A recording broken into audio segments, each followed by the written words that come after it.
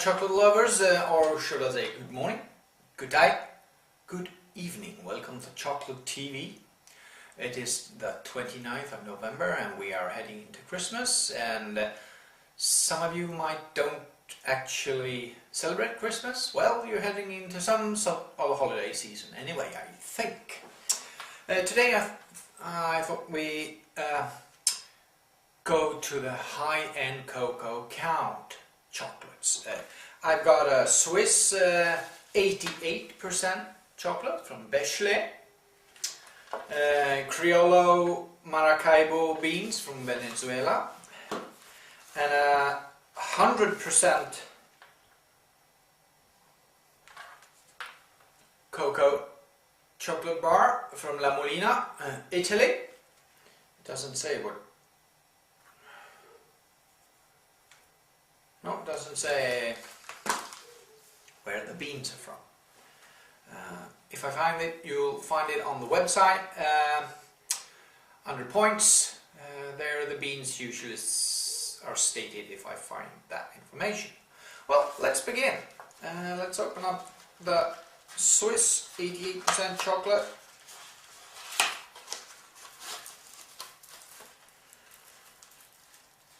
Bechley. Oh, there were two in this one. These were very, very thin. I had two other 70 and 75%, and they were thicker. Not packed like this. Okay.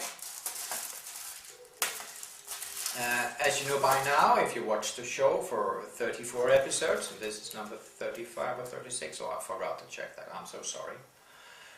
Bad part of me. You'd know that we always look at the chocolate first, trying to establish some sort of color or appearance.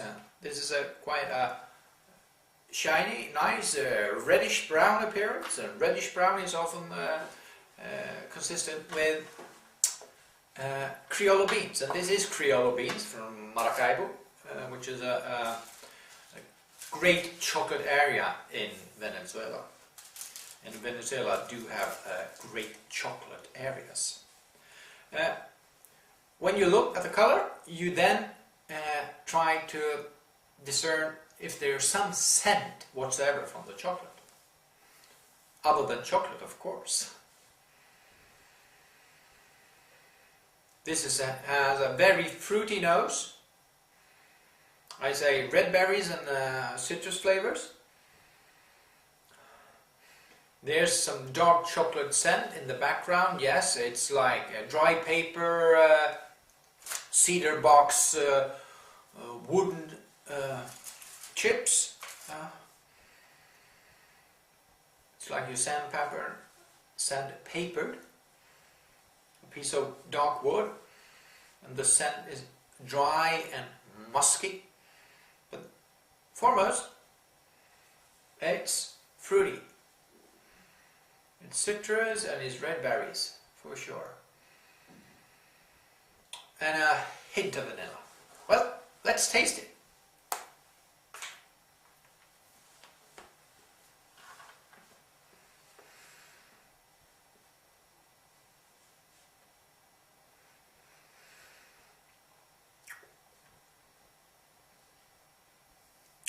Very dry start, a little bit tart, a little bit bitter.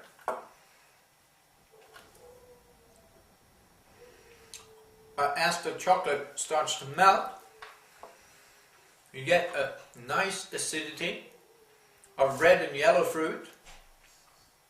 You get a dry backbone of chocolate, and the longer it lingers on your palate, the more acidic and more citrus-like, lemon lime,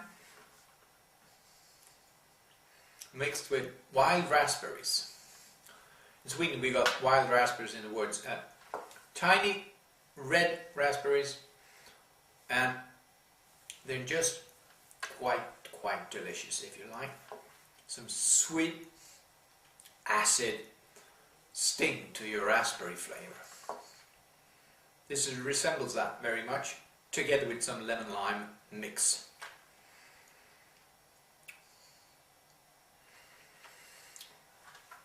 the back end the chocolate turns quite, yeah, I wouldn't say creamy, but a little more milky, not cream, not that viscosity, not that flavor, more like a milk, 3% milk, 3% being the fat count, the fat count in the milk.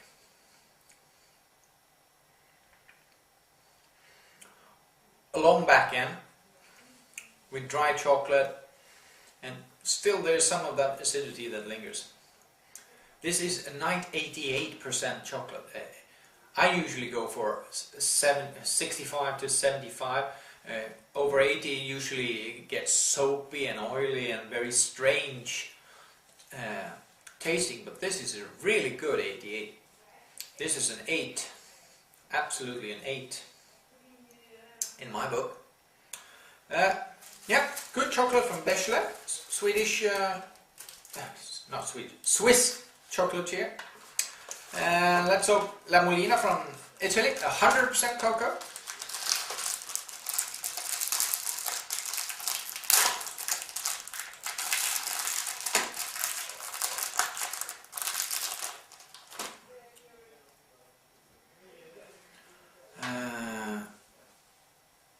Extremely dark, I don't know if you can see that, extremely dark chocolate, and it should be if it's 100% cocoa. It doesn't say only 100% cocoa mass bar, nothing else, nothing whatsoever. So this is, when you have a cocoa bean roasted, you can grind it down to a very, very small what do you call it, particular size? No, into particular size, particle size. And what you get is cocoa butter on the one end and a cocoa mass on the other end. If you take the cocoa mass and you heat it up to about 30 Celsius and you conch it, you stir it, you get some oxidization, you get some smoothness, and then you can mold this into a chocolate bar. Usually you pour back some of the cocoa butter and you put some sugar in, or milk if you don't have milk chocolate, and you cast the chocolate bar. But this is 100% cocoa mass cast with nothing added. And let's smell this one. This actually does not smell as just dark chocolate. This also has a fruity nose. I'd say a mix between gooseberry and lime. Even some pear with it. Not ripe pear, but more astringent, acidic pear with the gooseberry.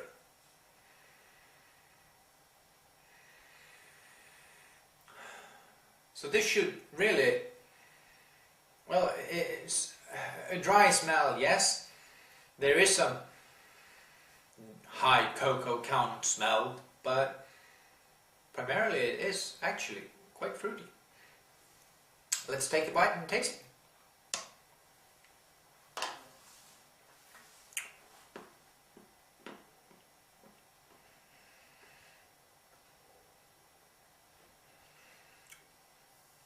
Oh boy, is this dry or is it dry?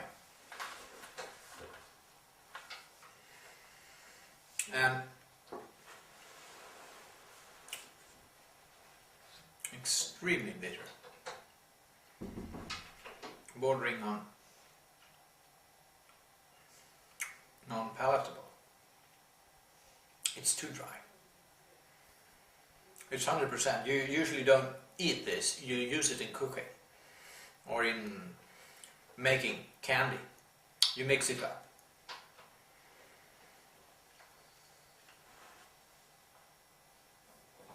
Got someone disturbing now on that side, opening doors and things like that. Sorry about that.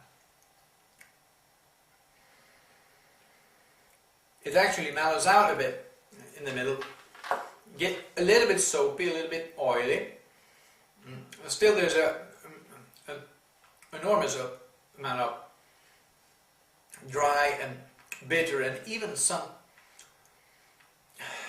gingerly acidic thing. maybe it's that where the fruit scent comes from, but it's not fruit flavored. It's more like a mix between, you took some high acid powder mixed with cocoa and maybe some olive oil. Yeah, there it is. It's olive oil taste. Almond bitter olive oil. The back end is not that bad. It's more like a high cocoa count chocolate taste. But olive oil and almond bitter olive oil. Yes, indeed, it is. I was able to eat it, so it's not that bad. Actually, it's quite good for being 100%. 100% cocoa is usually not that palatable. I'd say a 6 out of 10, not bad. I would use this in cooking or in baking. That's it. Well, that's all for me for this time, and I hope to see you next Monday. Bye.